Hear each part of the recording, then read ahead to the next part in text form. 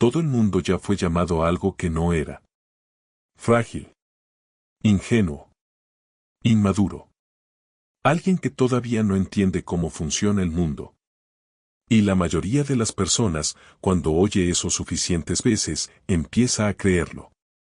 Empieza a ocupar exactamente el espacio pequeño que otros definieron para ella. Porque es más fácil encajar en la etiqueta que gastar energía luchando contra ella. Solo que existe un tipo de persona que hace lo contrario, que escucha la etiqueta, la guarda en silencio y usa exactamente esa subestimación como combustible. Y es sobre ese tipo de persona que trata esta historia. Ella no era una heroína de película. No tenía entrenamiento especial, no tenía conexiones poderosas, no tenía a nadie arriba listo para protegerla si las cosas salían mal. Tenía un trabajo común, un cargo invisible y un hábito que el mundo nunca valoró lo suficiente, el hábito de prestar atención. De no dejar pasar lo que no encaja. De guardar lo que otros descartarían. Parece poco, hasta que entiendes lo que hizo con eso. Del otro lado estaba el hombre más poderoso del pueblo. El tipo que no necesita alzar la voz porque la simple mención de su nombre ya es suficiente. Que controla empleos, contratos, favores, narrativas. Que había construido, a lo largo de décadas, una estructura de dependencia tan densa que cuestionarlo parecía no solo arriesgado, sino casi imposible de imaginar. Había sobrevivido a todo, a rumores, a descontentos, a crisis. Porque siempre había una sala cerrada disponible para contener lo que necesitara ser contenido. Lo que ninguno de los dos sabía todavía es que esa historia no iba a terminar como siempre terminó. Porque esta vez, la persona en el lado inferior de la jerarquía no se había quedado callada por conformidad, se había quedado callada por método. Y el método, cuando se aplica con paciencia e inteligencia, es una de las pocas fuerzas capaces de equilibrar una disputa que parecía decidida antes de empezar. Lo que vas a acompañar a continuación no es solo la historia de un pueblo, de un hombre poderoso o de una joven subestimada. Es un mapa de cómo el poder realmente funciona, cómo se construye el silencio y cómo puede deshacerse, y lo que sucede cuando alguien decide dejar de caber en el espacio que otros definieron para ella. Hay lugares que deciden quién eres incluso antes de que tengas la oportunidad de mostrar quién eres de verdad. No es una decisión escrita en papel, no hay una reunión programada para eso, sucede entre líneas, en miradas cruzadas, en conversaciones de acera. Es el tipo de juicio que se instala despacio, como agua filtrándose en una pared, hasta que todos ya creen en eso como si fuera un hecho. ¿Y la parte más cruel? La persona juzgada muchas veces ni siquiera se da cuenta de que ya fue sentenciada. Sigue viviendo, sonriendo, trabajando, sin saber que en la cabeza de los demás ya hay una etiqueta pegada en su espalda. Una etiqueta que nunca pidió, nunca firmó, pero que carga en cada ambiente al que entra. En un pueblo pequeño, esa dinámica es aún más intensa. Porque en lugares pequeños, todo el mundo se conoce, y cuando todo el mundo se conoce, todo el mundo cree que lo sabe todo sobre todos. La chica callada se convierte en la tímida. La que no pelea se convierte en la débil. La que obedece se convierte en la que no tiene opinión. Y entonces comienza un proceso silencioso de borrado, en el que la personalidad real de la persona va siendo sustituida por una versión simplificada, conveniente, que cabe en una sola palabra. Frágil.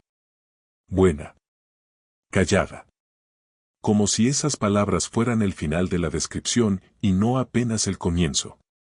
El problema no es solo la etiqueta en sí, es lo que hace con quienes están alrededor. Cuando todos creen que alguien es incapaz, empiezan a actuar de acuerdo con esa creencia.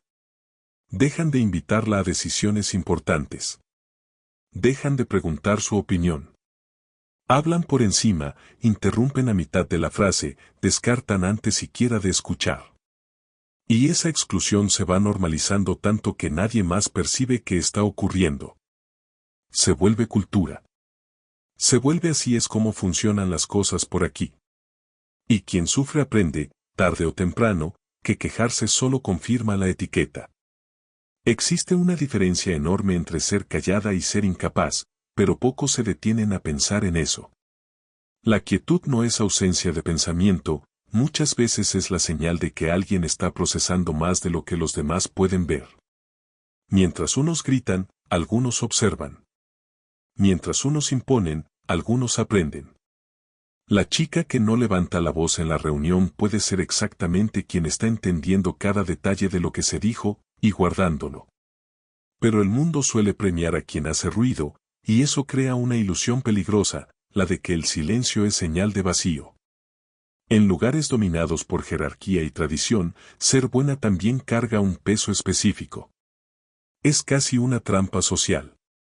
Porque la chica educada, que no confronta, que sonríe cuando debería gritar, va siendo usada como ejemplo de comportamiento ideal, hasta el momento en que decide dejar de ser ese ejemplo. Entonces el mismo comportamiento que era elogiado se convierte en traición. Ha cambiado. Ya no es la misma. Como si crecer, cuestionar y posicionarse fuera una falla de carácter, y no simplemente madurez. Lo que nadie cuenta es que las etiquetas no son neutrales. Tienen una función. Sirven para mantener a las personas en los lugares donde son más convenientes para quienes están en el poder.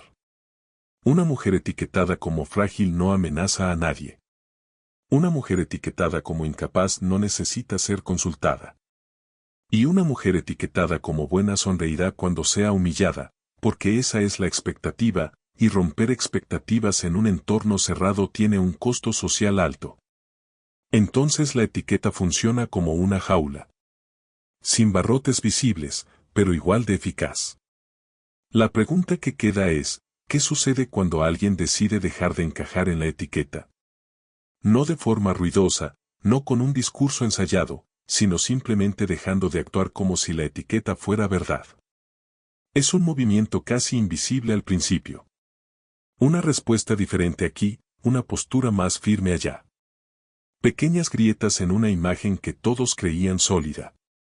Y es exactamente ese tipo de cambio silencioso el que más asusta a quienes dependen de la etiqueta para mantener el control. Porque cuando la persona a la que todos llamaban frágil empieza a demostrar que nunca lo fue, lo que cambia no es solo ella. Cambia la percepción de todos a su alrededor. Y junto con esa percepción, comienza a cambiar también el equilibrio de fuerzas que existía hasta entonces. El pueblo que había decidido quién era empieza a darse cuenta de que se equivocó en el diagnóstico.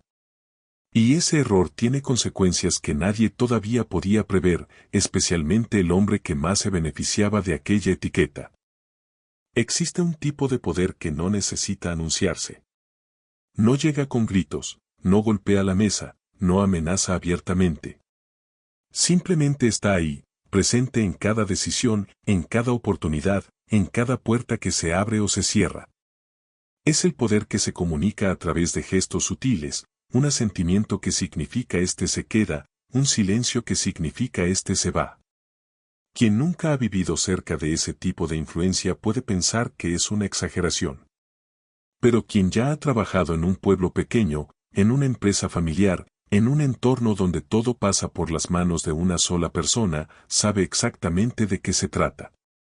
El hombre más poderoso del pueblo no necesitaba un título oficial para ejercer autoridad. El título estaba en las tierras que poseía, en los contratos que firmaba, en los empleos que distribuía como si fueran favores personales.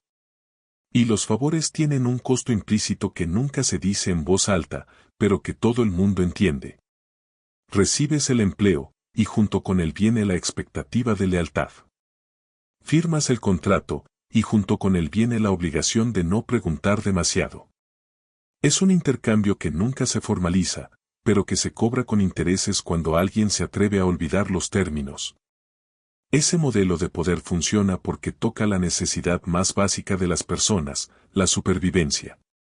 Cuando alguien controla el empleo, controla mucho más que el salario. Controla la escuela de los hijos, el alquiler del mes, la comida en la mesa. Y cuando la supervivencia está en juego, la mayoría aprende rápido a callar. No por cobardía, por cálculo. Porque hablar puede costar el sustento de la familia, y ese es un precio que pocos están dispuestos a pagar.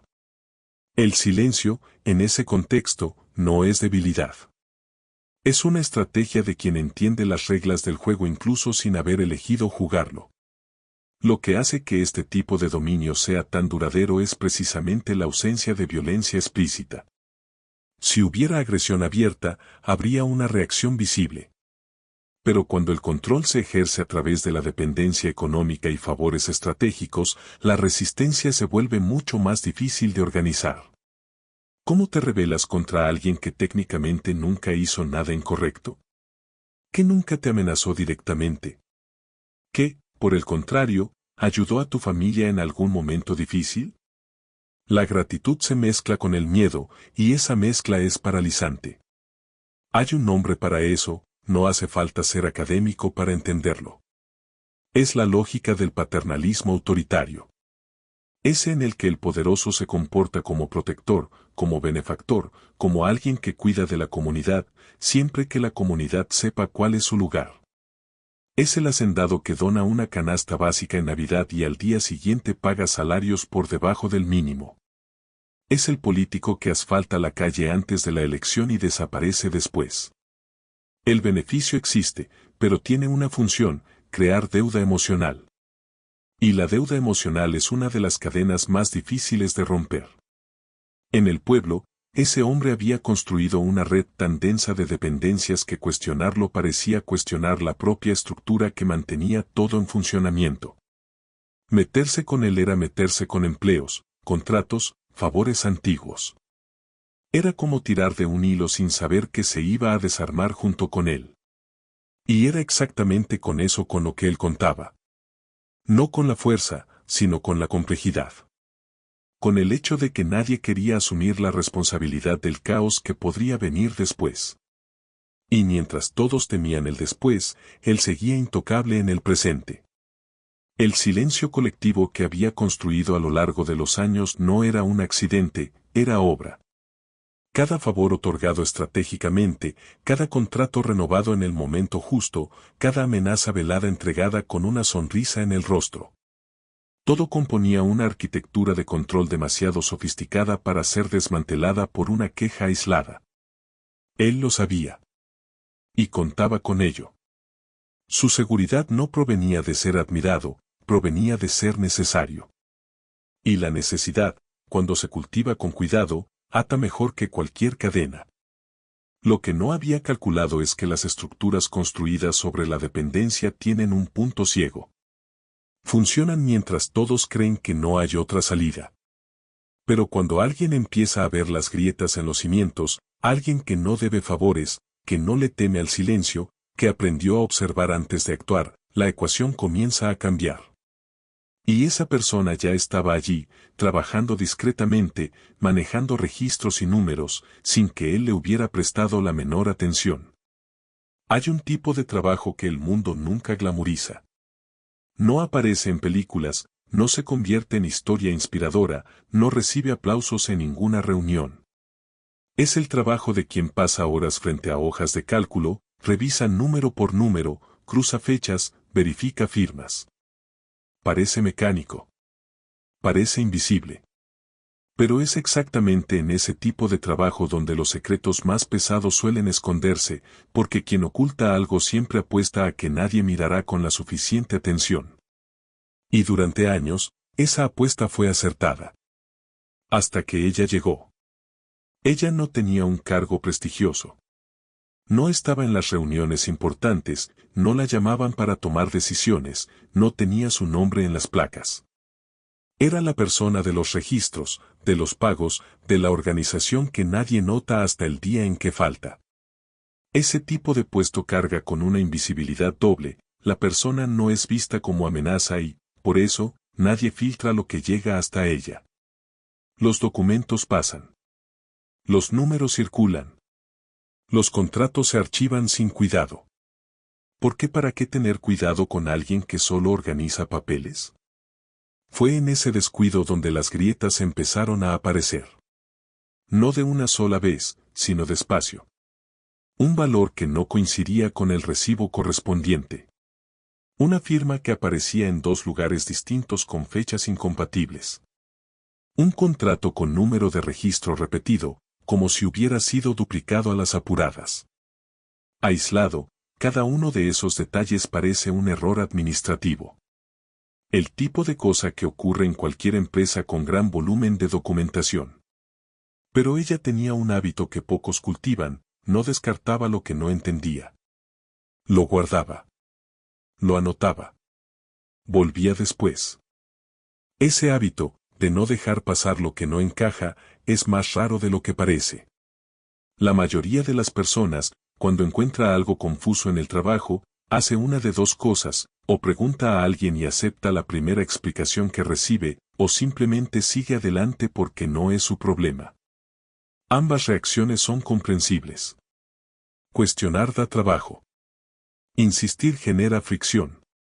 Y en un entorno donde el poder está concentrado en una sola persona, generar fricción tiene un costo que la mayoría prefiere evitar.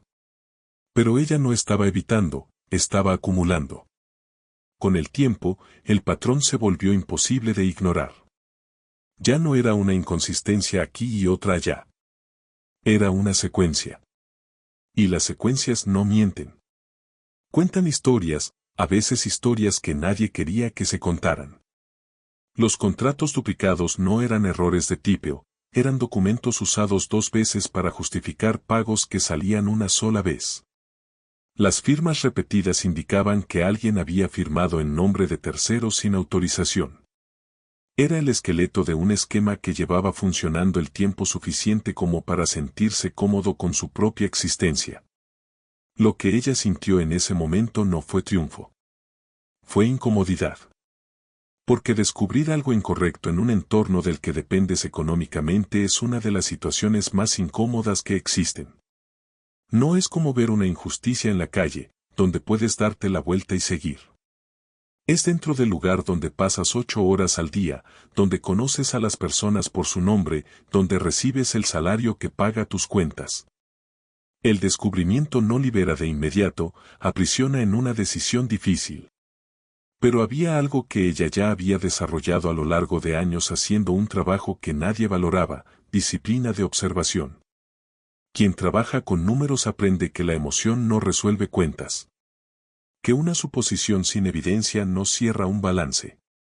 Que para probar que algo está mal, necesitas más que intuición, necesitas registro, fecha, valor, firma. Y sin darse cuenta, había pasado años entrenando exactamente la habilidad que ahora se convertía en su mayor herramienta. No era suerte. Era preparación acumulada sin intención. Cada nueva inconsistencia que encontraba añadía una capa más de claridad y también de responsabilidad. Porque cuando sabes, ya no puedes fingir que no sabes. Y ahí es donde comienza la verdadera prueba. No la prueba de inteligencia, no la de competencia técnica. La prueba de carácter. El momento en que lo descubierto necesita ser confrontado con el miedo a lo que puede venir después de decidir hacer algo con ese conocimiento. Existe una resistencia natural a aceptar que algo malo está ocurriendo a propósito. La mente humana tiene una tendencia casi automática a buscar primero la explicación más inocente, no por ingenuidad, sino por autopreservación. Creer en un descuido es más liviano. Creer en un error es más fácil de digerir. Porque si es un error, nadie necesita ser confrontado, nadie necesita tomar partido y la vida sigue sin rupturas. En cambio, creer en corrupción exige que la persona acepte una realidad más pesada, que alguien, conscientemente, decidió actuar de forma incorrecta. Y que eso tiene consecuencias que van más allá de una hoja de cálculo desordenada. Ella pasó por ese proceso como cualquiera pasaría. La primera vez que encontró un valor que no cuadraba, la conclusión natural fue, alguien lo escribió mal. La segunda, tal vez el sistema había fallado. La tercera, quizá había una explicación que ella todavía no conocía, alguna regla contable específica que no le habían explicado. La mente creativa es buena en eso, en construir justificaciones que protejan la paz. Y por un tiempo, esas justificaciones funcionaron. Porque la alternativa era demasiado incómoda para ser verdad. Pero hay un punto en el que la benevolencia se convierte en complicidad involuntaria. Cuando el patrón se repite suficientes veces, seguir creyendo en un error deja de ser ingenuidad y pasa a ser una elección, consciente o no, de no ver. Y no ver, en ese contexto, tiene un nombre: connivencia pasiva. No es el tipo que va a juicio, no es el tipo que aparece en las noticias. Pero es el tipo que mantiene esquemas funcionando durante años, porque las personas alrededor prefieren la cómoda ficción del descuido a la incómoda realidad del fraude. Incluso existe una lógica psicológica bien documentada en esto, se llama sesgo de normalidad. Es la tendencia a interpretar situaciones inusuales como normales, porque el cerebro prefiere la consistencia. Un estudio clásico mostró que personas dentro de edificios en llamas tardaban en evacuar porque se quedaban mirando a las otras esperando que alguien actuara primero. Al fin y al cabo, si todos están tranquilos, quizá no sea tan grave. El mismo principio funciona en entornos corporativos y comunitarios. Si nadie está cuestionando, tal vez no haya nada que cuestionar. El silencio colectivo se convierte en validación involuntaria. Lo que rompió ese ciclo en ella no fue un momento dramático de revelación. Fue algo mucho más simple y más poderoso, la repetición imposible de ignorar. Porque un error genuino es aleatorio. Aparece en lugares distintos, de formas diferentes, sin lógica aparente. Pero lo que ella estaba viendo tenía lógica. Tenía patrón. Los mismos tipos de inconsistencias, en los mismos tipos de documentos, involucrando los mismos flujos de pago. Cuando el error tiene consistencia, deja de ser accidente, se convierte en arquitectura. El método es diferente del descuido en un aspecto fundamental: el método exige intención. E intención lo cambia todo. Significa que alguien pensó, planificó, repitió y refinó. Significa que lo que parecía una falla del sistema era, en realidad, el sistema funcionando exactamente como quien lo manipulaba quería. Esa percepción es como girar una imagen al revés: de pronto, lo que parecía desorganización revela un orden oculto. Y ese orden oculto es mucho más perturbador que cualquier desorden administrativo. Aceptar eso no fue fácil. Nunca lo es. Porque junto con la claridad sobre lo que estaba ocurriendo vino la claridad sobre lo que eso implicaba, que ella estaba trabajando dentro de un esquema, aún sin saberlo. Que sus registros, su organización, su trabajo cuidadoso estaban sirviendo de cobertura para algo que nunca aprobaría. Esa sensación, la de haber sido utilizada sin consentimiento, es un tipo de violación silenciosa que no tiene un nombre popular, pero que pesa de manera muy real.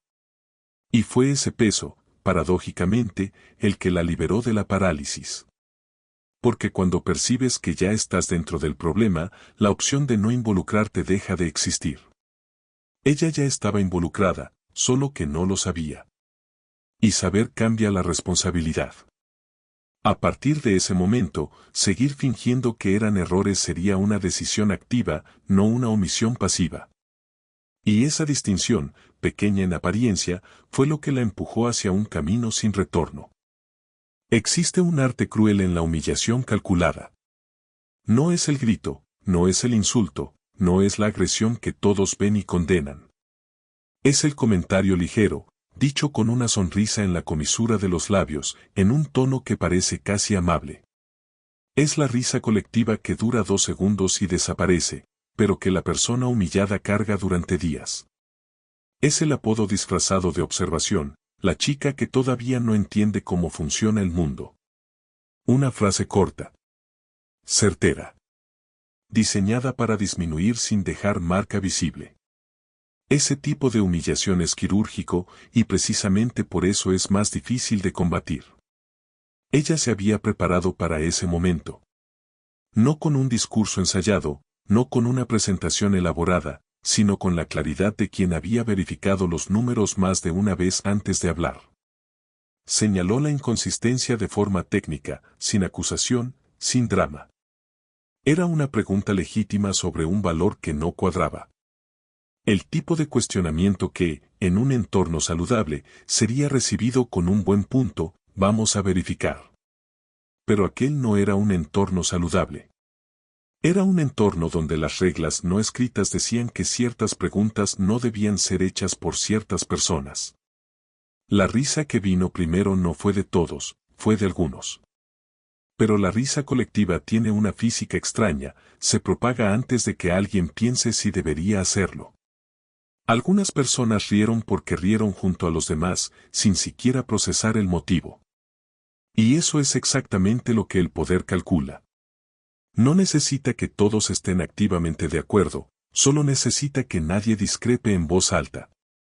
El silencio de quienes podrían haber hablado fue tan elocuente como la risa de quienes lo hicieron. Y ella sintió ambos.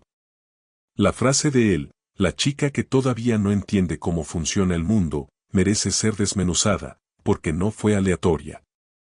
Cada palabra fue elegida para cumplir una función. Chica la infantilizaba, reducía su edad y su experiencia de un solo golpe. Todavía no entiende sugería que el problema era ella, no lo que estaba siendo cuestionado. Cómo funciona el mundo implicaba que existe una sabiduría superior, reservada a quienes llevan más tiempo en el poder, y que cuestionar esa sabiduría es ingenuidad. Era una frase que no respondía a la pregunta, era una frase que borraba a la persona que preguntó. Lo que hace que este tipo de ataque sea tan eficiente es que coloca a la víctima en una doble trampa. Si reacciona con emoción, confirma la etiqueta, miren, no lo soportó, es inmadura. Si guarda silencio, el ataque queda sin respuesta y se convierte en verdad por omisión. No hay respuesta inmediata que gane ese juego en el momento en que ocurre. Y quien arquitectó el ataque lo sabe. La humillación pública sutil no es impulso, es estrategia. Ella guardó silencio en esa reunión. No porque estuviera de acuerdo. No porque se hubiera rendido. Sino porque algo dentro de ella reconoció, casi instintivamente, que ese no era el terreno correcto para librar esa batalla. Responder allí sería jugar en su campo, con sus reglas, frente a una audiencia que ya había elegido de qué lado reír. A veces, el acto más inteligente es no reaccionar donde el adversario espera que reacciones. Guardar. Procesar. Elegir el momento. Pero su silencio no fue fácil. Porque la humillación pública deja un residuo que no desaparece solo porque decides ignorarlo. Volvió a su escritorio con el rostro caliente y la mente acelerada. Revivió la escena mentalmente, sus palabras, las risas, las miradas desviadas de quienes prefirieron no comprometerse. Es un tipo de dolor específico, no el dolor de haberse equivocado, sino el dolor de haber hecho lo correcto y ser castigada por ello. Ese dolor es particularmente difícil de procesar porque no hay donde colocarlo. No se puede corregir, no se puede pedir disculpas por él, no se puede simplemente superar como si fuera debilidad sentirlo. Lo que aquella reunión hizo, sin embargo, fue algo que él no había calculado. En lugar de silenciarla definitivamente, la humillación funcionó como combustible de un tipo muy específico, el tipo frío, silencioso, que no explota de inmediato pero que sostiene una llama durante mucho tiempo. Porque ser desacreditada en público por algo que sabía que era verdadero no la convenció de que estaba equivocada. La convenció de que necesitaba pruebas irrefutables. Del tipo que no puede responderse con una risa. Del tipo que no cabe en una frase ingeniosa. Del tipo que exige respuesta, no de una chica, sino de un sistema entero. Hay una diferencia que pocos logran articular, pero que quien ya la vivió reconoce de inmediato. La ofensa es ruidosa, llega, duele y deja una marca clara. Sabes exactamente lo que ocurrió, sabes de dónde vino, sabes lo que sentiste. Incluso es posible defenderse de una ofensa, porque tiene una dirección concreta. Pero el descrédito es diferente. No grita. Susurra. No deja un hematoma visible, deja una duda sembrada, una sensación de que tal vez realmente no seas tan capaz como pensabas. Y esa duda es mucho más difícil de combatir que cualquier insulto directo. Ella llegó a casa esa noche cargando algo que no tenía un nombre fácil. No era rabia, la rabia tiene dirección, tiene energía, tiene movimiento. Era algo más pesado y más difuso. Era la sensación de haberse expuesto, de haber intentado hacer lo correcto y haber recibido a cambio el mensaje de que ni siquiera eso era capaz de hacer adecuadamente. Ese tipo de sentimiento que lleva a la persona a revisar su propia decisión de haber hablado, no porque estuviera equivocada, sino porque el costo social de haber hablado fue demasiado alto para procesarlo de una sola vez. La vergüenza es uno de los sentimientos más complejos que existen porque no necesita un motivo real para aparecer. Surge cuando la percepción que los demás tienen de nosotros no coincide con la que tenemos de nosotros mismos, y cuando esa brecha ocurre en público, el impacto se multiplica. Ella no había hecho nada malo. Había hecho una pregunta legítima, basada en evidencia real. Pero la reacción de la sala había reescrito el significado de ese acto, de competente a ingenua, de valiente a atrevida, de técnica a emocional. E internalizar esa reescritura, aunque sea temporalmente, es casi automático. Existe una investigación de la psicóloga Brené Brown que ayuda a entender esto.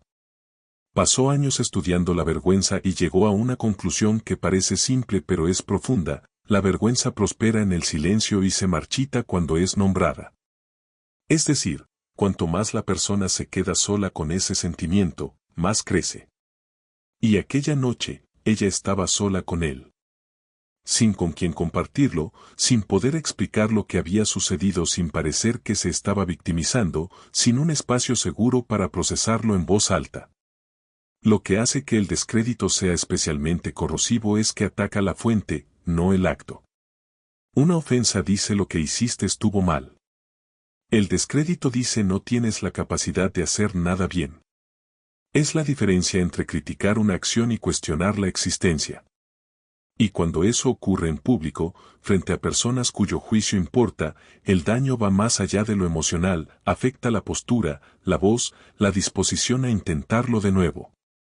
Por eso los líderes autoritarios usan esta herramienta con tanta frecuencia. No para castigar una acción específica, sino para desalentar acciones futuras. Pero aquella noche, mientras el silencio de la casa contrastaba con el ruido interno de su mente, algo interesante ocurrió. La vergüenza comenzó a compartir espacio con otra cosa. Una pregunta pequeña, casi imperceptible, que fue creciendo despacio: ¿y si la incomodidad de él con su pregunta no fuera por la pregunta en sí?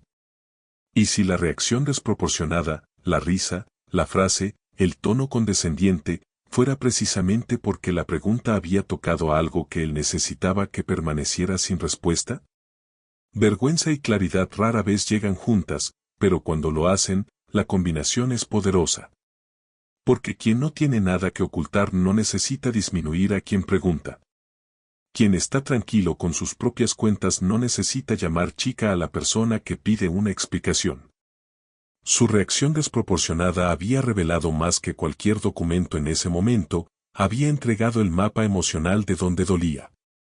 Y ella, aquella noche, comenzó a dibujar ese mapa mentalmente, mientras la vergüenza iba perdiendo espacio frente a algo más sólido. La mañana siguiente sería diferente. No porque el dolor hubiera desaparecido, todavía estaba allí, presente, real. Sino porque había atravesado la noche con ese peso y había llegado al otro lado todavía en pie. Y quien aprende a soportar el peso del descrédito sin doblarse permanentemente desarrolla una especie de resistencia que no proviene del entrenamiento, proviene de la experiencia vivida.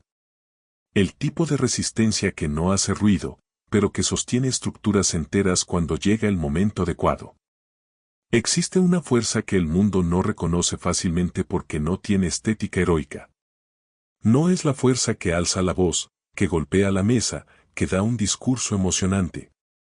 Es la fuerza que se despierta temprano, que hace lo que necesita hacerse sin audiencia, que continúa incluso cuando nadie está mirando. Es la fuerza del método silencioso, de quien no anuncia lo que está construyendo porque sabe que el anuncio prematuro es el camino más corto hacia la destrucción. Ella tenía esa fuerza. No porque hubiera elegido tenerla conscientemente, sino porque la propia vida la había entrenado en ella, sin que se diera cuenta. Crecer en un entorno donde tu voz no es escuchada enseña dos cosas opuestas. Puede enseñar a dejar de hablar, y mucha gente sigue ese camino, no por debilidad, sino porque el dolor de intentar y ser ignorada es agotador. O puede enseñar a observar con una profundidad que quienes siempre fueron escuchados nunca desarrollan. Porque cuando la palabra es bloqueada, la percepción se agudiza. Los ojos ven más. Los oídos captan detalles que pasarían desapercibidos. La mente aprende a registrar lo que no puede decirse en voz alta. Es un mecanismo de adaptación, y en ella se había convertido en una habilidad extraordinaria. Empezó de forma simple. Una copia aquí, una foto allá, una anotación en un cuaderno que permanecía en su bolso, no sobre el escritorio. Nada espectacular. Nada que llamara la atención. Era el tipo de acción que, vista desde afuera, parecía rutina administrativa común, alguien organizando archivos, verificando registros, siendo meticulosa en su trabajo. Pero había una intención detrás de cada gesto que transformaba esa rutina en algo completamente distinto. No estaba solo organizando, estaba construyendo un archivo paralelo. Una narrativa de hechos que existía fuera del control de quien había creado los hechos originales. Ese movimiento, documentar antes de actuar, es uno de los más subestimados y más importantes que existen en cualquier situación de conflicto asimétrico. Un conflicto asimétrico es cuando las partes no tienen el mismo poder, los mismos recursos, el mismo acceso. Y en la mayoría de esos conflictos, quien tiene menos poder pierde no porque esté equivocado, sino porque no tiene pruebas suficientes. Los abogados lo saben. Los periodistas de investigación lo saben. Y ella lo fue aprendiendo en la práctica, sin manual, guiada por el instinto de quien entiende que palabra contra palabra rara vez favorece a quien está en la parte inferior de la jerarquía. Había un cuidado específico en la forma en que operaba. No fotografiaba documentos de cualquier manera, anotaba la fecha, el contexto, el número del archivo original. No guardaba copias aleatorias, organizaba por tipo de inconsistencia, creando una línea de tiempo que permitía ver el patrón con claridad. Era el trabajo de alguien que había entendido que evidencia sin organización es ruido, y que el ruido no convence a nadie. Estaba, sin saberlo, aplicando los mismos principios que cualquier investigación seria aplica: recopilación sistemática, organización cronológica, cruce de fuentes. El miedo la acompañaba en ese proceso, sería mentira decir que no. Cada foto tomada era una apuesta a que nadie estuviera mirando. Cada copia guardada era un riesgo calculado. Sabía que si era descubierta antes de tener pruebas suficientes, la narrativa sería simple y devastadora, empleada descontenta intentando perjudicar al jefe. Sin contexto, sin historial, sin las pruebas que aún estaba reuniendo, sería imposible defenderse de esa acusación. Entonces la paciencia no era una virtud abstracta, era una estrategia de supervivencia concreta. Hay un concepto que los jugadores de ajedrez conocen bien: el tiempo de preparación antes del ataque es más importante que el ataque en sí. Quien mueve demasiado pronto, sin estar listo, expone su posición. Quien espera el momento adecuado, con todas las piezas en su lugar, actúa desde una fuerza que el adversario no puede neutralizar fácilmente. Ella estaba jugando ajedrez en una situación donde el otro lado ni siquiera sabía que había un juego en marcha. Y esa asimetría de conciencia era, en ese momento, su mayor ventaja. Lo que estaba construyendo no era solo un expediente. Era algo más fundamental: la posibilidad de ser tomada en serio. Porque la humillación que había sufrido en la reunión había dejado una lección clara: emoción sin evidencia no atraviesa el escudo del poder establecido. Pero evidencia sólida, organizada, irrefutable, es otra conversación. Es la diferencia entre una acusación que puede descartarse con una risa y una realidad que necesita ser respondida con hechos. Y mientras él seguía su rutina sin sospechar nada, ella continuaba construyendo, en silencio, exactamente ese tipo de realidad. El fraude sofisticado rara vez comienza en grande. Empieza pequeño, casi insignificante, precisamente porque lo pequeño no llama la atención. Un valor desviado aquí, un contrato inflado allá, una firma duplicada en un documento que nadie va a revisar. Son piezas que, aisladas, parecen ruido administrativo. Pero cuando alguien tiene la paciencia y el método suficientes para conectar esas piezas, lo que emerge no es una serie de errores, es una estructura. Y las estructuras tienen arquitecto. Tienen intención. Tienen beneficiario. Fue exactamente eso lo que ella empezó a ver cuando dejó de mirar las piezas individualmente y comenzó a observar el diseño que formaban juntas. La burocracia es, en teoría, un sistema de control. Existe para garantizar que se sigan procesos, que los recursos sean rastreados, que las responsabilidades estén claras. Pero en la práctica, la burocracia densa se convierte en el escondite perfecto para quien sabe utilizarla. Porque cuantas más capas existen, cuantos más documentos circulan, cuantas más etapas tiene un proceso, más difícil se vuelve rastrear dónde exactamente ocurrió el desvío. Es como esconder algo en una habitación llena de cosas, no porque el objeto sea invisible, sino porque hay tantas otras cosas que mirar que nadie llega hasta él. El esquema que ella fue desentrañando funcionaba exactamente así. Contratos menores se usaban como justificación para movimientos mayores. Un servicio de mantenimiento que nunca se había prestado generaba un pago real que, a su vez, justificaba una transferencia a una cuenta que no aparecía en ningún documento público. La cadena era lo suficientemente larga como para que ningún punto aislado pareciera problemático, solo cuando se seguía el hilo desde el principio hasta el final la manipulación se hacía visible. Y seguir ese hilo exigía exactamente el tipo de paciencia metódica que ella había desarrollado. Existe un caso real que ilustra bien cómo este tipo de esquema opera en la práctica. El escándalo de Enron, uno de los mayores fraudes corporativos de la historia, funcionó durante años no porque las evidencias fueran inexistentes, sino porque estaban ocultas en estructuras contables tan complejas que los analistas externos simplemente no lograban descifrarlas. El fraude vivía en la opacidad deliberada. Y cuando una analista financiera llamada Cerrone Watkins decidió documentar las irregularidades y llevarlas adelante, lo que encontró no era un secreto, era información que estaba allí, disponible. Pero que nadie había tenido el valor o el método de conectar. El paralelo con lo que ella estaba viviendo era perturbador. Lo que mantenía el esquema local funcionando no era la ausencia de evidencias, era la ausencia de alguien dispuesto a unirlas. Porque todos a su alrededor, en algún nivel, sabían que había algo incorrecto. El contador que procesaba los pagos sabía que algunos valores no tenían sentido. El empleado que firmaba recibos por servicios no prestados sabía que estaba firmando algo falso. Pero cada uno de esos actores había tomado la misma decisión silenciosa: no es mi problema, no tengo pruebas suficientes, no vale el riesgo. Y esa decisión colectiva de no ver era el oxígeno que mantenía el esquema vivo. Ella fue comprendiendo que el esquema no dependía solo de la corrupción activa de quien lo creó, dependía de la pasividad de quienes estaban alrededor. Y la pasividad, en este contexto, no es necesariamente cobardía. Es, muchas veces, racionalidad económica. Hablar tiene costo. Callar tiene beneficio inmediato. Y cuando el sistema recompensa el silencio y castiga la palabra, como había quedado claro en la reunión donde fue humillada, las personas aprenden rápido qué comportamiento es más seguro.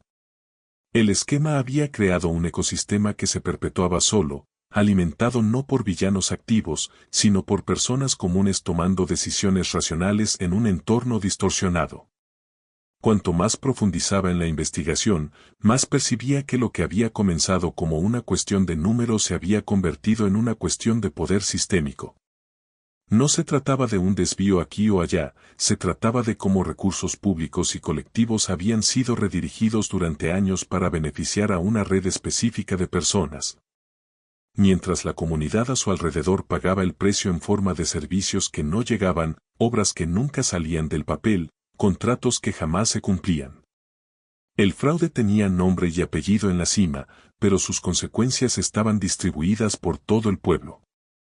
Y fue en ese momento cuando algo cambió dentro de ella. Lo que había empezado como una cuestión personal, la pregunta ignorada, la humillación pública, la necesidad de demostrar que no estaba equivocada, creció hacia algo más grande. Porque cuando entiendes que lo que estás documentando no te afecta solo a ti, sino a cada persona que depende de esos recursos, la motivación cambia de escala.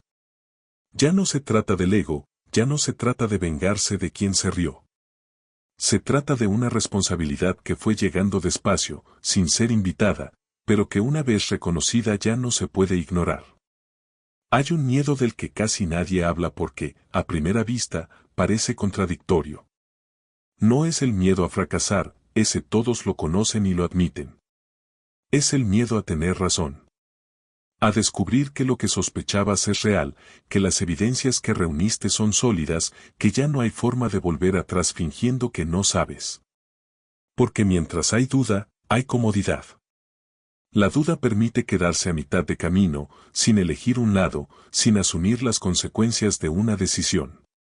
Pero la certeza cierra esa salida. Y la certeza, cuando apunta hacia algo peligroso, es un peso que transforma todo alrededor. Ella había llegado a ese punto. Las evidencias eran demasiado sólidas para ser descartadas, demasiado organizadas para ser coincidencia, demasiado conectadas para interpretarse como error. Ella tenía razón.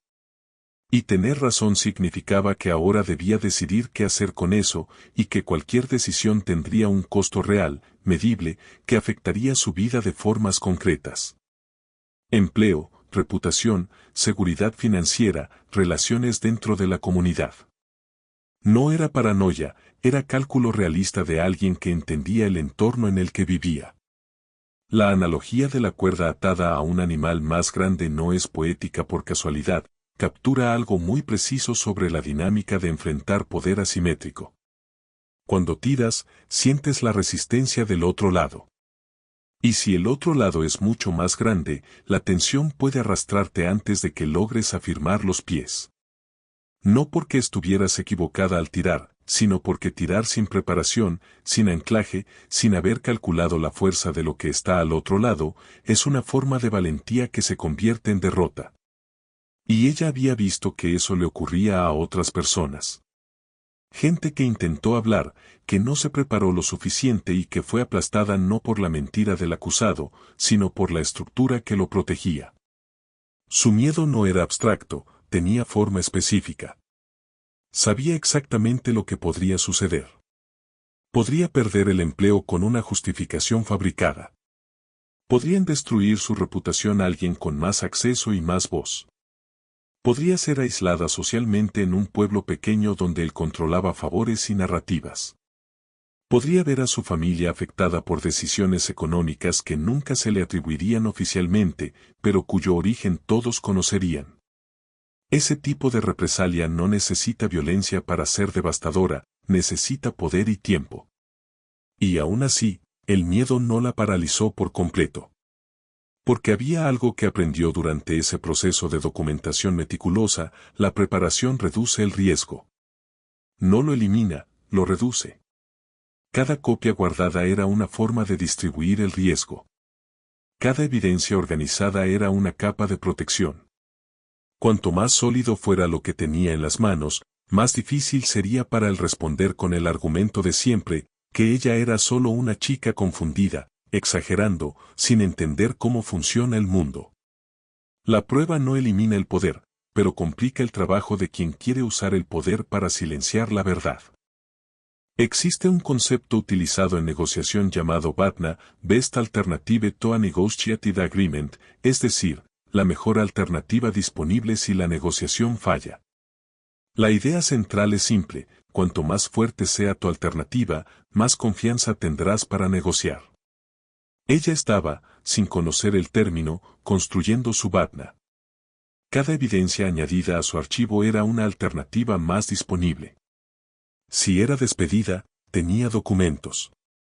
Si era desacreditada, tenía registros. Si era aislada, tenía hechos que podían llevarse fuera del pueblo. El miedo no había desaparecido, pero había perdido parte de su control sobre ella con cada capa de preparación añadida. Lo que necesitaba entender, y fue entendiendo gradualmente, es que el coraje no es la ausencia de miedo. El coraje es actuar a pesar del miedo, con conciencia del riesgo y con la máxima preparación posible. Las personas que enfrentan el poder y vencen rara vez son las más valientes en el sentido hollywoodense de la palabra. Son las más metódicas. Son las que no dejaron que la adrenalina sustituyera la planificación. Son las que supieron esperar el momento adecuado, con las piezas correctas en su lugar, antes de hacer el movimiento que no podría deshacerse. Ella aún no había llegado a ese momento. Pero se estaba acercando. Y el miedo que sentía, ese miedo específico a tener razón, se había transformado en una brújula extraña. Porque cada vez que aparecía con más intensidad, era señal de que se estaba acercando a algo que realmente importaba. El miedo a consecuencias reales es distinto del miedo a fantasmas. Y cuando el miedo es real, la preparación que lo acompaña también necesita ser real. Ella lo sabía. Y seguía preparándose. El poder experimentado reconoce la amenaza antes de que la amenaza se manifieste por completo. No porque sea omnisciente, sino porque está atento a los patrones. Y ella había cambiado de patrón. La postura distinta, la mirada más firme, las preguntas que habían dejado de surgir en las reuniones pero que claramente no habían dejado de existir. Alguien acostumbrado a controlar entornos percibe cuando una variable empieza a comportarse de forma inesperada. Y cuando eso ocurre, la primera respuesta no es el enfrentamiento abierto, es la contención discreta. Es la invitación a conversar en una sala cerrada, lejos de oídos y miradas. La sala cerrada tiene un lenguaje propio. La puerta que se cierra detrás de ti no es solo una puerta, es una señal de que lo que se diga allí no saldrá de allí. La ausencia de testigos no es coincidencia, es protección para quien controla la conversación.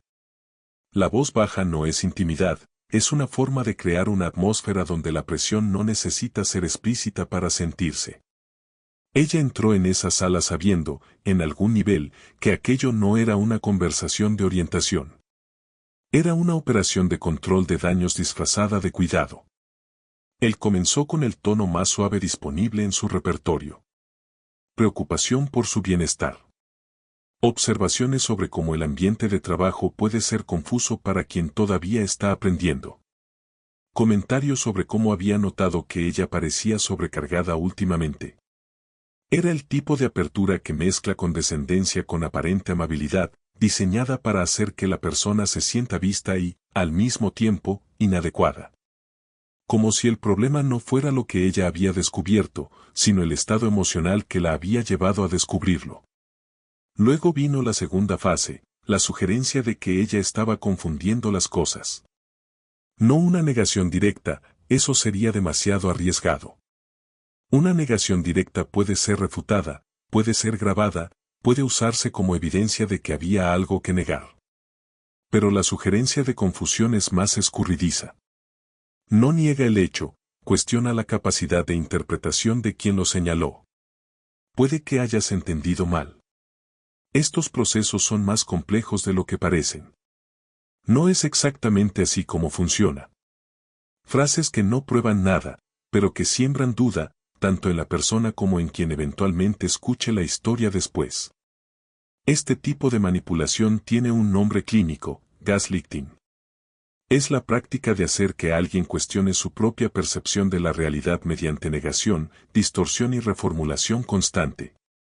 No necesita ser intencional para ser eficaz, pero cuando lo es, como en ese caso, es una herramienta sofisticada de control psicológico.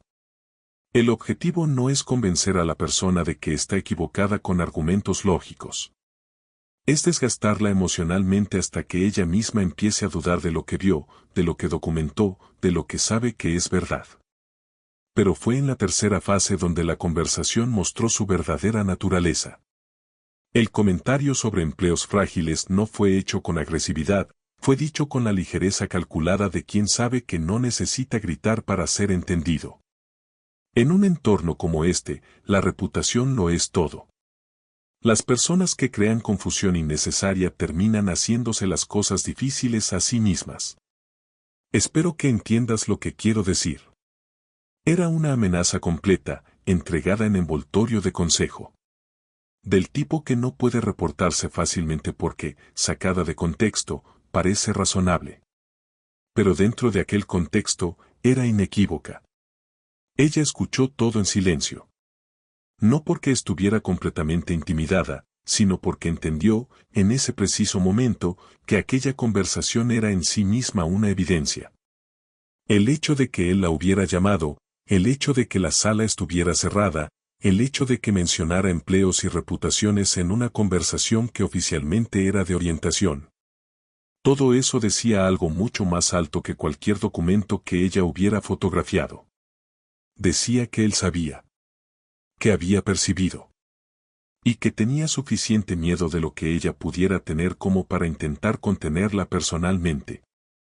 Salió de aquella sala diferente de como había entrado. No abatida, transformada. Porque cuando el adversario muestra que está preocupado por ti, es señal de que tienes más poder del que pensabas. La amenaza velada no había funcionado como intimidación, había funcionado como confirmación. Confirmación de que lo que había reunido era lo suficientemente sólido como para incomodar a alguien que hasta entonces se había sentido completamente intocable. Y con esa confirmación llegó una claridad nueva. Era hora de dejar de reunir evidencia sola y empezar a pensar en cómo utilizarlas de una manera que no pudiera ser contenida por una conversación en una sala cerrada. Existe un momento en algunas historias en el que todo cambia de escala.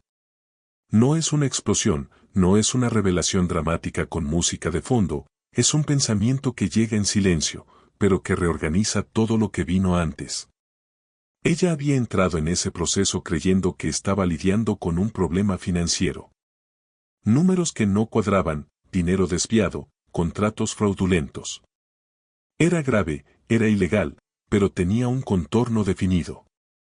Después de aquella conversación en la sala cerrada, el contorno desapareció. Porque entendió que el dinero era apenas el síntoma. El problema real era algo completamente distinto. Control es una palabra que parece administrativa, pero que carga un peso existencial enorme cuando estás dentro de él sin haber elegido estarlo. Controlar recursos es controlar posibilidades. Controlar empleos es controlar dignidad. Controlar narrativas es controlar la realidad que las personas creen verdadera. Y cuando una sola persona o estructura concentra ese nivel de control en una comunidad pequeña, lo que se forma no es solo una posición de ventaja económica. Es un sistema de dependencia que afecta cómo las personas piensan, cómo se comportan, que se atreven a desear. Es poder que no necesita rejas porque las rejas están en la mente.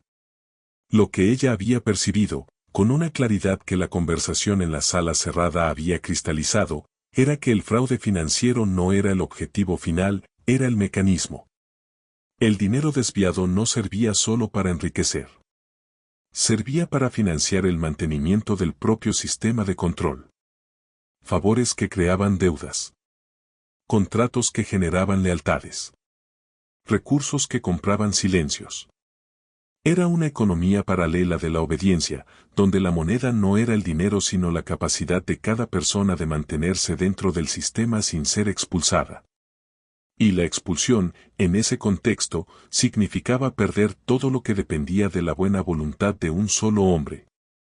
El miedo colectivo es diferente del miedo individual. El miedo individual puede enfrentarse, la persona encuentra coraje, encuentra recursos, decide arriesgarse. Pero el miedo colectivo tiene una dinámica distinta, más parecida a la física de los gases, se distribuye por el ambiente y presiona desde todos los lados al mismo tiempo. Cuando todos tienen miedo, nadie necesita ser amenazado explícitamente, las personas se autorregulan, se autocensuran, se autolimitan. Y el resultado es una comunidad entera funcionando por debajo de su potencial real, no porque las personas sean débiles, sino porque el entorno fue diseñado para castigar a quien se destaque. Hannah Arendt, filósofa que estudió profundamente los sistemas de opresión, escribió algo que se aplica con precisión quirúrgica a este tipo de situación. el poder autoritario no depende de la violencia constante. Depende de la creencia colectiva de que la violencia es posible. Es la posibilidad, no la certeza, lo que mantiene a las personas en línea. Y el hombre del pueblo había cultivado esa posibilidad con maestría. Nunca necesitó destruir a nadie por completo, bastaba con que todos supieran que podía hacerlo, si quisiera. Esa sombra era suficiente para mantener el silencio en funcionamiento. Ella había crecido dentro de ese sistema. Había respirado ese aire durante años sin nombrarlo. Pero ahora tenía nombre. Y nombrar cambia la relación con lo nombrado. Cuando entiendes que el miedo que sientes no es una debilidad tuya, sino una respuesta racional a un sistema diseñado para producir exactamente ese miedo, algo se desplaza internamente. La vergüenza disminuye. La claridad aumenta. Y en lugar del sentimiento de que eres demasiado pequeña para hacer algo, empieza a surgir una pregunta diferente: ¿qué ocurre con un sistema basado en el miedo cuando el miedo deja de funcionar? La respuesta ella había comenzado a intuirla, pero aún no la había articulado por completo. Los sistemas basados en el miedo colectivo tienen un punto de vulnerabilidad específico, dependen de que todos crean que están solos. Que nadie más ve lo que tú ves, que nadie más siente lo que tú sientes, que cualquier movimiento de resistencia sería aislado y por lo tanto fácilmente aplastado. Es esa creencia de aislamiento la que mantiene el miedo en funcionamiento. Y si esa creencia pudiera romperse, si las personas descubrieran que no están solas, toda la ecuación cambiaría. Todavía no había llegado a la estrategia. Pero sí había llegado al diagnóstico correcto. Y un diagnóstico correcto es el paso más importante en cualquier proceso de cambio real, porque sin él, cualquier acción es solo reacción, y las reacciones aisladas rara vez transforman sistemas. Con él, empieza a ser posible pensar en movimiento coordinado, en alianza, en una fuerza que no dependa de que una sola persona sea lo suficientemente valiente, sino de que varias personas descubran al mismo tiempo que el miedo que las separaba era, desde el principio, una construcción, y las construcciones pueden deshacerse. Existe una enorme tentación, cuando finalmente entiendes el problema con claridad y tienes evidencias en las manos, de ir directo al enfrentamiento. Es una reacción humana y comprensible, después de tanto tiempo observando, documentando, soportando humillación y amenaza velada, el impulso de ponerlo todo sobre la mesa de una vez es casi físico. Pero el enfrentamiento directo contra el poder establecido, sin estructura de apoyo, sin aliados, sin distribución del riesgo, rara vez termina bien para quien tiene menos poder. Ella lo sabía. Y en lugar de seguir el impulso, siguió el método. Buscar aliados no es debilidad, es inteligencia estratégica. Los mayores cambios históricos rara vez fueron obra de una persona solitaria con un coraje extraordinario. Fueron obra de redes. Redes de personas que compartían la misma percepción, que habían acumulado las mismas frustraciones, que solo necesitaban un punto de convergencia para transformar el silencio individual en voz colectiva. El movimiento por los derechos civiles en Estados Unidos no comenzó con Martin Luther King en un escenario, comenzó con Rosa Parks en un autobús y con decenas de organizadores anónimos que habían construido, durante años, la estructura que haría posible el movimiento. Ella empezó por los más evidentes, las personas que, con el tiempo, habían dado señales discretas de incomodidad.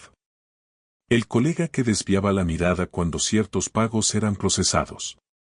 La empleada más antigua que había hecho un comentario vago, una vez, sobre cómo las cosas siempre han sido así por aquí, con un tono que sugería resignación, no aprobación. El proveedor que había aceptado condiciones desventajosas sin quejarse, con la expresión de quien había aprendido que quejarse no servía de nada. Señales pequeñas, ambiguas, que podían interpretarse de varias maneras, pero que ella, con su mirada entrenada para observar, había catalogado. Las primeras conversaciones fueron extremadamente cautelosas. Nada directo, nada que pudiera ser reportado como acusación. Era el tipo de diálogo que existe entre líneas, una pregunta aparentemente inocente sobre un proceso, una observación sobre una inconsistencia, un silencio compartido que duraba un segundo más de lo normal. Ella estaba tanteando, y las personas del otro lado también estaban tanteando. Era una danza de reconocimiento mutuo, donde nadie quería ser el primero en nombrar al elefante en la sala, pero donde todos ya sabían que el elefante estaba allí. El primer momento de apertura real vino de un lugar inesperado. Un empleado mayor, que había trabajado en la cooperativa durante más de 15 años, la llamó aparte después de una de esas conversaciones veladas. No dijo mucho, solo dijo que había guardado algunas cosas por precaución a lo largo de los años, sin saber nunca qué hacer con ellas. Y que si algún día alguien iba a hacer algo con ese tipo de información, le gustaría saberlo. Fue una frase corta.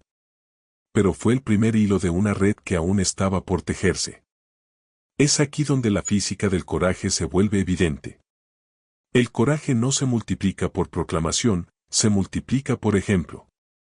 Cuando una persona actúa a pesar del miedo, no solo avanza su propia causa, altera el cálculo de riesgo de todos a su alrededor. Porque el mayor argumento a favor del silencio siempre fue, si hablo, estaré solo. Y cuando alguien habla, aunque sea tímidamente, aunque sea en una conversación privada, ese argumento empieza a desmoronarse. Las personas alrededor perciben que no están solas en su percepción, no están solas en su incomodidad, no están solas en el deseo de que las cosas fueran diferentes. Ella fue construyendo esa red con el mismo método que había usado para construir el archivo de evidencias, despacio, con cuidado, sin prisa. Cada persona añadida era una conversación, una confianza establecida, una historia compartida que creaba un vínculo real. No era reclutamiento, era reconocimiento. La diferencia es fundamental. El reclutamiento es transaccional, se trata de convencer a alguien de hacer algo que tú quieres. El reconocimiento se trata de encontrar personas que ya querían hacer algo, que ya tenían el mismo deseo, pero que aún no tenían el contexto o el espacio para transformar ese deseo en acción.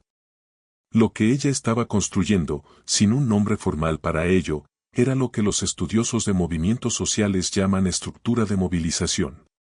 Es la infraestructura invisible que necesita existir antes de que cualquier acción colectiva sea posible.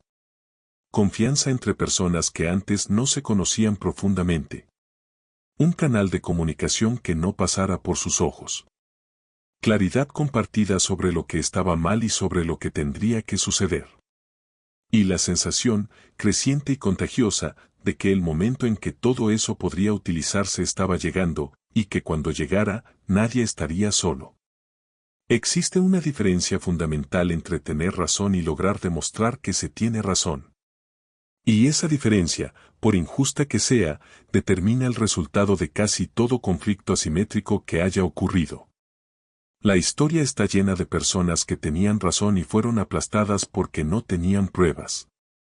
Y también está llena de personas que tenían pruebas pero las presentaron de la manera equivocada, demasiado emocionales, demasiado desorganizadas, en el momento incorrecto, y fueron igualmente descartadas. Ella había aprendido, con la humillación de la reunión, que tener razón no es suficiente.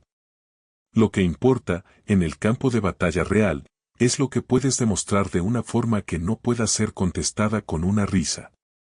La construcción del dossier había llegado a un punto en el que ella misma necesitó detenerse y evaluar con frialdad lo que tenía en las manos.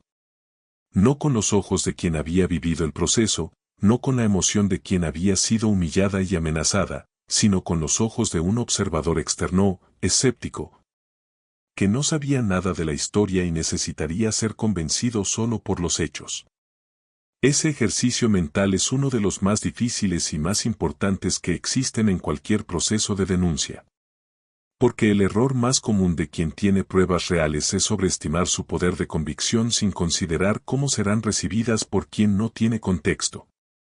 Los documentos que había reunido cubrían 3 categorías distintas.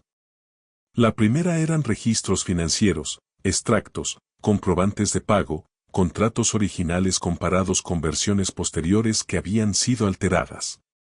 La segunda eran testimonios, aún no declaraciones formales, pero conversaciones documentadas, relatos escritos de personas que habían aceptado registrar lo que habían visto a lo largo de los años.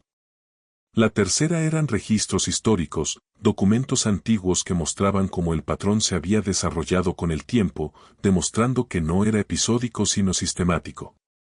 Juntas, esas tres categorías formaban una narrativa que no dependía de interpretación, los hechos hablaban por sí mismos.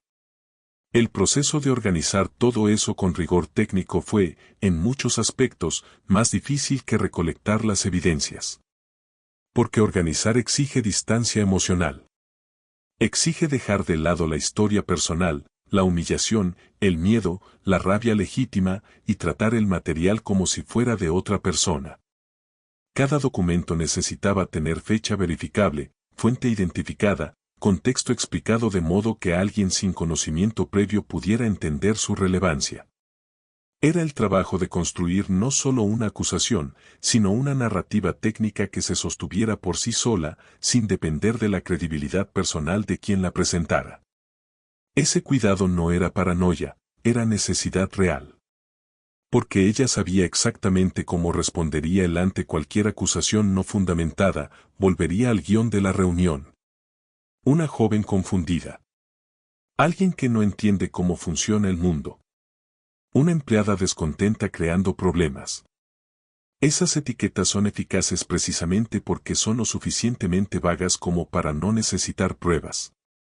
Pero evidencia técnica sólida cambia el terreno de la conversación.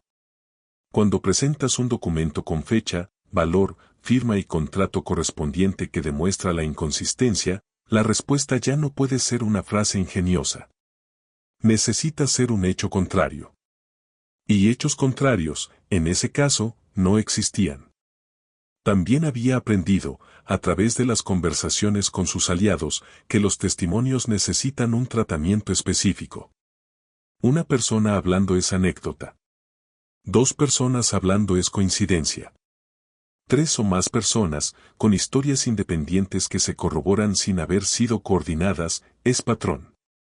Y el patrón es lo que transforma un relato personal en evidencia colectiva. Ella había documentado cada conversación por separado, verificando donde las historias coincidían de manera natural, donde los detalles independientes apuntaban a los mismos eventos. El resultado era una red de corroboraciones que ningún abogado podría desmontar fácilmente. Había también un elemento que incluyó casi por instinto, pero que resultó crucial, la línea de tiempo. No solo los hechos aislados, sino su secuencia. Cuando comenzaron las inconsistencias, cómo evolucionaron a lo largo de los años, qué eventos externos coincidían con picos de desvío, cómo el esquema se había sofisticado con el tiempo. La línea de tiempo transforma una serie de hechos en una historia, y las historias son la forma en que el cerebro humano procesa y retiene la información. Incluso los documentos más técnicos necesitan una narrativa que los conecte, o se convierten en datos sin significado aparente. Cuando finalmente observó el conjunto completo de lo que había reunido, sintió algo que no había sentido desde el inicio del proceso: seguridad. No la seguridad ingenua de quien cree que la verdad siempre vence, había madurado lo suficiente como para saber que la verdad sin estructura rara vez vence sola. Era la seguridad de quien había hecho el trabajo completo. De quien había transformado una intuición en evidencia, una observación en prueba, una historia personal en documentación técnica irrefutable. Ya no era una joven con sospechas. Era alguien con un caso.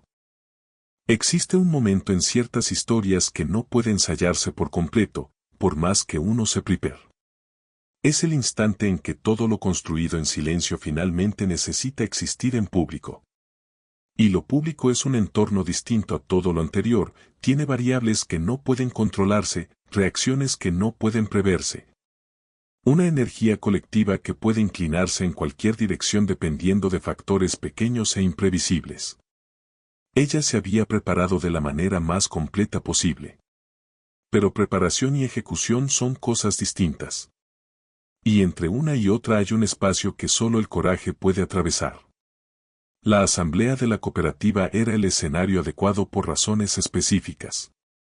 Era un espacio formalmente colectivo, no una sala cerrada, no una conversación privada donde él controlaba el contexto.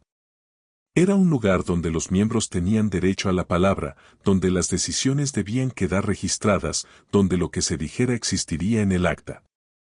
Elegir ese escenario no fue casualidad, fue parte de la estrategia. Él había utilizado salas cerradas para intentar contenerla. Ella eligió el espacio más abierto disponible para hacer el movimiento que no podría ser contenido. Cuando tomó la palabra, la sala percibió la diferencia de inmediato. No era la misma persona que meses atrás había hecho una pregunta tímida en una reunión. La postura era otra, la voz era otra, el ritmo era otro. Comenzó de manera técnica, números, fechas, documentos. Sin acusaciones emocionales, sin dramatismo, sin temblor en la voz. Era el tipo de presentación que obliga a quien escucha a prestar atención no a la persona, sino al contenido. Y el contenido era lo suficientemente irrefutable como para generar un silencio particular en la sala, el silencio de quienes están procesando algo que no esperaban escuchar con ese nivel de detalle. Él reaccionó como había reaccionado antes, con el guión que siempre le había funcionado. La sonrisa calculada. El tono condescendiente. El intento de reducir lo presentado a una cuestión de interpretación equivocada. Está confundiendo procesos administrativos normales. Esos números tienen un contexto al que ella no tiene acceso completo para entender. Era la misma frase ingeniosa reempaquetada, y por un momento, la sala pareció vacilar. Porque ese guión había funcionado tantas veces que tenía una credibilidad propia, construida durante años de uso exitoso. Pero entonces ocurrió lo que él no había calculado. Un trabajador al fondo de la sala levantó la mano. No era alguien nuevo, no era alguien externo, era alguien que llevaba más de una década allí, a quien todos conocían, cuya presencia cargaba el peso de años de historia compartida con la comunidad. Dijo simplemente que había presenciado personalmente una de las situaciones documentadas. Que había firmado un documento presentado como un trámite rutinario, pero que ahora, al escuchar el contexto completo, entendía que había sido utilizado de una manera distinta a la que le habían dicho. Su voz no tembló. Y toda la sala lo escuchó. La física del silencio colectivo es fascinante. Funciona mientras todos creen que son los únicos que piensan lo que están pensando. En el momento en que una persona dice en voz alta lo que los demás estaban pensando en silencio, el silencio deja de ser protección y se convierte en presión. Porque ahora hay una elección explícita que hacer, confirmar o negar. Y negar, frente a alguien con credibilidad histórica hablando en público, tiene un costo distinto al simple hecho de no haber hablado. Después del primer trabajador, una segunda voz se sumó. Luego una tercera. No en un coro ensayado, sino en confirmaciones independientes que se acumulaban de manera orgánica. Él intentó retomar el control de la narrativa. Alzó la voz por primera vez, un error, porque mostraba que había perdido la compostura que era parte central de su imagen de autoridad. Intentó cuestionar la credibilidad de quienes habían hablado, lo cual fue aún peor, atacar a sus aliados frente a toda la asamblea solo confirmaba que había algo que defender. Cada movimiento que hacía para contener la situación la expandía. Era como intentar tapar una fuga con las manos, la presión encontraba otra salida cada vez. El silencio que lo había protegido durante tanto tiempo se había construido sobre la creencia colectiva de que nadie hablaría. Y en el momento en que esa creencia se derrumbó, no en teoría, sino visiblemente, frente a todos, el silencio se invirtió. Empezó a pesar sobre él, no sobre los demás. Y ese tipo de inversión, cuando ocurre en público, es difícil de revertir. Porque fue construida en público, ante testigos, en un espacio con registro formal. Lo que se dijo en esa asamblea no podía deshacerse con una conversación en una sala cerrada. Ahora existía, y su existencia lo cambiaba todo. Existe una fantasía popular sobre cómo cae el poder. Involucra un momento dramático, una revelación explosiva, una caída instantánea y completa. Es el tipo de narrativa que el cine adora, el villano desenmascarado en un instante, aplausos, créditos finales. Pero la realidad de cómo las estructuras de poder realmente se desmoronan es mucho menos cinematográfica y mucho más instructiva. No caen de una vez, se agrietan. Primero una fisura aquí, luego otra allá, hasta que toda la estructura pierde la capacidad de sostenerse. Y cada grieta tiene un nombre, una fecha, una causa específica. La investigación formal que siguió a la asamblea no fue rápida. Nunca lo es. Los procesos institucionales tienen un ritmo propio, burocrático y frustrante para quien está del lado de afuera esperando resultados. Los documentos deben ser analizados por personas que no estuvieron presentes en la asamblea, que no conocen el contexto, que necesitan verificar cada alegación de forma independiente antes de cualquier conclusión oficial. Es un proceso que pone a prueba la paciencia de cualquiera que haya invertido tanto para llegar hasta allí. Pero ella había aprendido, a lo largo de todo el recorrido, que la paciencia no era una virtud abstracta, era parte integral de la estrategia. Lo que la investigación encontró confirmó y amplió lo que ella había documentado. Los contratos revisados revelaron patrones que iban más allá de lo que había logrado mapear sola. Auditores con acceso a registros a los que ella nunca había podido llegar encontraron ramificaciones del esquema que conectaban la cooperativa local con transacciones en niveles más amplios. Era más grande de lo que parecía desde dentro. Y esa amplitud, paradójicamente, fue lo que hizo imposible que él utilizara la estrategia de siempre. Porque ya no había forma de reducir la cuestión a una joven confundida cuando existía un informe técnico de decenas de páginas firmado por auditores independientes. Las alianzas que había construido durante años comenzaron a deshacerse con una velocidad que habría parecido imposible semanas antes. Porque una alianza basada en el interés es frágil por naturaleza, dura mientras el costo de mantenerla sea menor que el beneficio. En el momento en que él dejó de ser la apuesta segura, en el momento en que asociarse con él pasó a ser un riesgo en lugar de una protección. Quienes habían permanecido a su lado por conveniencia empezaron a hacer nuevos cálculos. Algunos se distanciaron discretamente. Otros fueron más allá, se convirtieron en fuentes para la investigación, proporcionando información que aceleró el proceso. Ese fenómeno tiene un nombre en la teoría de juegos, es el dilema del prisionero a escala colectiva. Cuando todos cooperan con el mismo líder por miedo, la estructura es estable.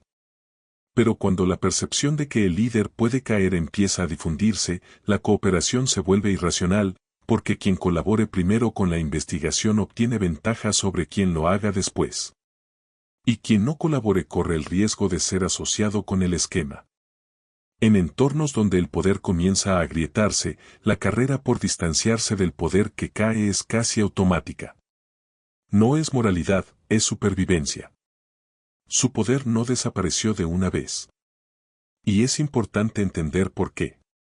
Las estructuras de influencia construidas durante décadas no se disuelven solo porque se haya abierto una investigación. Él aún poseía tierras, aún tenía conexiones, aún había personas que le debían favores antiguos y que no querían ver esos favores reexaminados. El proceso de erosión de su poder fue gradual, contratos cancelados uno a uno, alianzas renegociadas, decisiones que antes pasaban automáticamente por su aprobación empezando a ser cuestionadas por otros. Era un poder que se iba reduciendo, no explotando. Pero hubo algo que cambió de manera irreversible, y eso era más importante que cualquier sanción formal. La percepción colectiva se había alterado. Ese silencio que lo había protegido durante tanto tiempo, ese miedo colectivo que había mantenido en funcionamiento la estructura de control, fue nombrado en público, frente a testigos. Y una vez que un miedo colectivo es nombrado y reconocido colectivamente, pierde gran parte de su fuerza. Las personas que habían permanecido calladas durante años, creyendo que estaban solas, descubrieron que no lo estaban. Y ese descubrimiento no desaparece, permanece. El verdadero legado de lo que ocurrió no fue solo la investigación, ni los contratos revisados, ni la eventual sanción que llegara o no con la velocidad deseada. Fue el hecho de que el pueblo aprendió algo sobre sí mismo, que lo que parecía inquebrantable tenía cimientos de arena, que lo que parecía eterno solo había durado mientras duró el silencio. Y que el silencio había durado solo mientras las personas creyeron que estaban solas. Y que una sola persona, empezando por el trabajo más invisible posible, había tirado del primer hilo que deshizo el resto. Después de todo esto, queda una pregunta que no es sobre ella, es sobre ti. ¿Cuántas veces has aceptado una etiqueta que no era tuya? ¿Cuántas veces te has quedado en silencio en un entorno donde sabías que algo estaba mal, convencido de que hablar tendría un costo demasiado alto? ¿Cuántas oportunidades de actuar pasaron mientras esperabas el momento perfecto, el valor perfecto, las condiciones perfectas, que nunca llegan como las imaginamos? Su historia no es sobre una persona extraordinaria que hizo algo imposible. Es sobre una persona común que hizo algo que cualquiera puede hacer, decidió dejar de actuar como si la etiqueta fuera verdad. Decidió observar con más cuidado de lo que el entorno esperaba. Decidió documentar en lugar de solo quejarse. Decidió buscar aliados en lugar de enfrentarse sola. Cada una de esas decisiones parece pequeña por separado, juntas, cambiaron el resultado de una historia que parecía escrita antes de empezar. Entonces la pregunta real es esta: ¿qué está ocurriendo a tu alrededor que estás viendo, pero sobre lo que aún no has actuado? ¿Qué etiqueta llevas que no es tuya, pero que todavía no has tenido el valor de soltar? ¿Qué silencio mantienes porque crees que estás solo, sin saber cuántas personas a tu alrededor sienten exactamente lo mismo? Porque la mayor diferencia entre quien cambia algo y quien sigue esperando no es talento, no es suerte, no es conexión. Es la decisión de empezar, incluso sin garantía de resultado, incluso con miedo, incluso sin saber exactamente cómo va a terminar. El conocimiento sin acción es solo entretenimiento. Y no has llegado hasta aquí para entretenerte, has llegado para aprender algo que pueda cambiar la forma en que ves el mundo y tu lugar en él. Así que aplícalo. Observa con más atención. Documenta lo que ves. Busca a quienes piensan como tú. Y deja de esperar que el momento adecuado aparezca listo, se construye, no se encuentra. Si esta historia te hizo pensar, si algo aquí tocó algo que ya sabías pero aún no habías nombrado, entonces necesitas seguir acompañando este canal. Suscríbete y activa las notificaciones, porque cada semana llegan historias y perspectivas como esta que no encontrarás en ningún otro lugar. Y si crees que las personas más subestimadas suelen cargar las historias más peligrosas, el próximo video fue hecho exactamente para ti. Ella parecía débil, sin valor y sola, pero eso era solo parte de la historia. Allí, la fragilidad aparente no es solo un error de juicio, es una estrategia de supervivencia. Y lo que parecía soledad revela una fuerza construida en el silencio. No te lo pierdas.